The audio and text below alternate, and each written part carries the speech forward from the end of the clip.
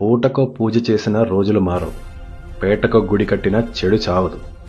ధర్మం దీపం పెట్టే లోపల అధర్మం ఒంటికాల మీద తపస్సే చేస్తోంది. విజయం ప్రయత్నాన్ని వరిస్తుంది. అది మంచికైనా చెడుకైనా ఏది బలంగా ఉంటే అది గెలుస్తుంది. రాముడిలో రాయి సిరితే రావణుడు చావలా, రక్తపు మడుగులో రాత్రింపగళ్ళ రణంలో పోయాడు. రెండో చెంప చూపితేనో తెల్ల రుమా లూపితేనో స్వాతంత్రం రాలేదు. గెలుపు అంత తేలిక? మేలుకో, కృష్ణుడే సారథై ఉన్న శత్రుపక్షమే పెద్దది. అండ పెంచుతావో గొంతు చించుకుంటావో కర్మ నీదే. నీ ఉనికినే చెరిపేసే చీడ పోన్లే పాపం అంటే వదిలేస్తుందా? నీకు ప్రశ్నించడం రాకపోతే వాడికి మాట్లాడడం తేలికవుతుంది. నీకు పరిగెత్తటం అలవాటైతే వాడికి లాక్కోవటం ఇష్టం అవుతుంది. చెడు గెలవటానికి శత్రు సంకల్పం ఎంత కారణమో మంచివాడి జడత్వం కూడా అంతే. అయినా మంచితనం ముసుగులో భయాన్ని కప్పేస్తావు. కర్తవ్యం వదిలేసి ఏవేవో నీతులు చెప్పేస్తావు. నీ